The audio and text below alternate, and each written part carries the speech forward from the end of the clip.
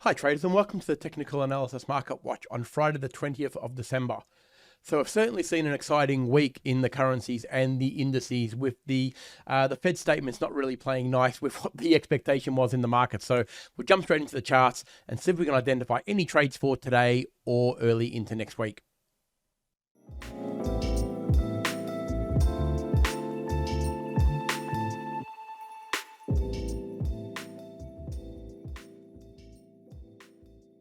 All right, so we'll start out here with the Aussie USD, and we can see we've got an absolute bloodbath of red. Basically, this week has just been a complete sell-off. Once it broke through, it hung around the support zone at around that 64-cent mark, only for a few days. It tested it again once, but it was only very short-lived. This candle just completely obliterated by the close. And it's been nothing but selling. I mean, this was the news-related candle, of course, but realistically, though, it's been weak for quite some time. The interesting thing about the Aussie is you've got to go a very, very long way to actually see support at this level. Like, you've got to go all the way back to basically October of 22. So you're talking about a decent amount of time, years in fact, where there was support there. But it did actually find a very, very big reversal of a very big V. You can see that we had a big drop there, consistent, very similar to what we've got now, and it rebounded completely. The only reason that's important is because it's actually a very strong level of support. So like I said, you're going back so far now that it doesn't even really matter anymore.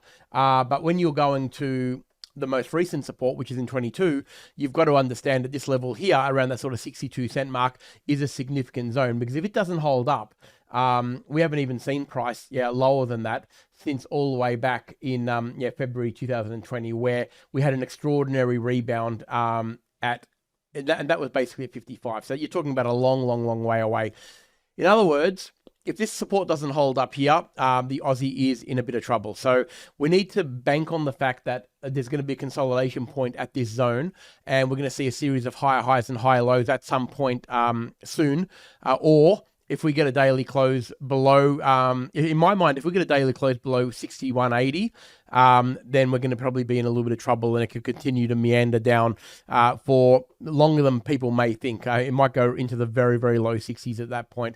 But in the first instance, I would be expecting it to probably find consolidation at what has been a very, very strong historical zone. So look for a series of higher highs and higher lows. Let's mark the 62 with a horizontal line, because we know that has been there in the past. Okay, so we can see that all the way through, and this is our last line of defense. If it doesn't hold up above that 61.80, 62 level, we start to look for shorting opportunities early into the new year.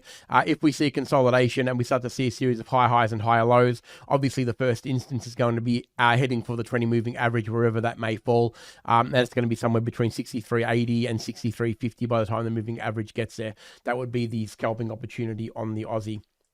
All right, US dollar CAD, obviously the opposite. This has just gone up in leaps and bounds. A little bit of a pullback in the last session, but realistically, it's just finding consolidation at a very strong zone. This has been, what you would describe as perfect technical analysis in terms of how it's got there. Higher low sequences all the way. 20 moving averages taking it up there. All very, very easily tradable. Like if you go to a 4-hour chart, you'll see the pullbacks again. You go to a 1-hour chart, you'll see the pullbacks. And when you can see it on multiple time frames, you can see here how easy it was to actually trade and get in on this very, very aggressive trend. All the things we've talked about throughout the year, right? So seeing them play out is very, very important. Right now, we're seeing a bit of consolidation. So I think we effectively wait and see. If we get a daily close above 144.50, we can start looking to the next round level as a potential take profit. But if we start to roll over a little bit and we see a little bit of weakness and we get a daily close below this candle at around 143.50, then we start looking at that 20 moving average as a target point to pull back to. That doesn't mean it's completely selling off. It just means that it might be finding a little bit of support there, and then we're looking for an opportunity to potentially go long. So really good trading on the CAD. US dollar yen has been another standout this year, of course, and it's no different in what it's done this week. Broke up above the support, came back, tested it from below, and then off it went. The trade was relatively easy to see. On a 1-hour, you'll be able to see it pretty straightforward. Double bottom right there. Test of the neckline of the double bottom, bang, off it went. Simple as that. Trading 101, one of the classic patterns, double bottom in the direction of a longer term trend. Very, very good trading on that. I know a few people have caught that, which was really, really good too.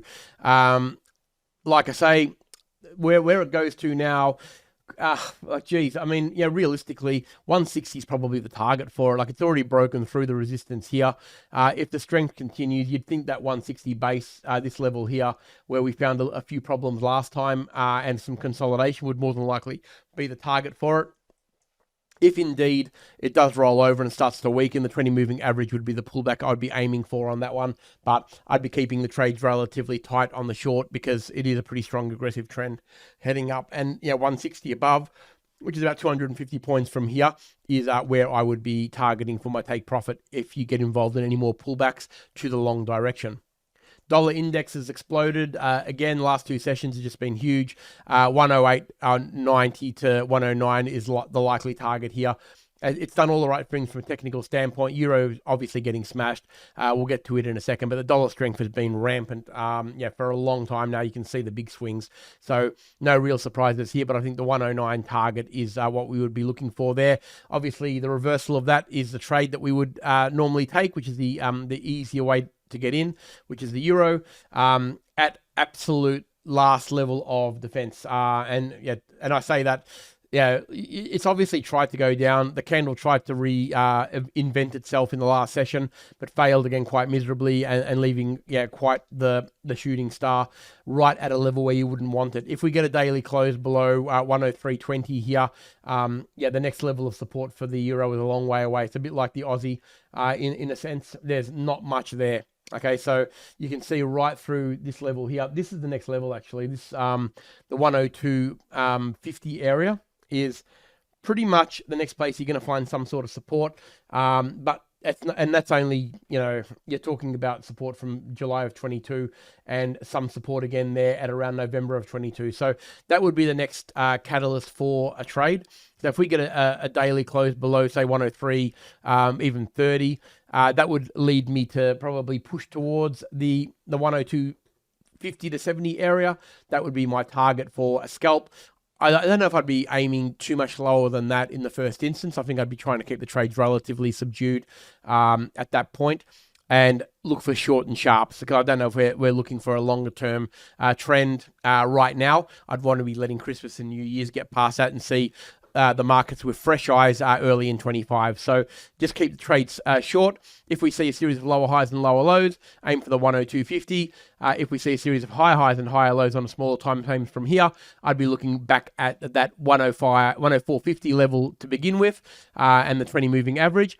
And if that goes through, probably 105.50 if we see some real sustained strength. So that's where we're at for the euro. Keep the trades relatively short, and look for scalping opportunities, especially in this time between Christmas and New Year's, where we know the volatility can increase, but it's generally done on a lot less liquidity. So just be really mindful of that.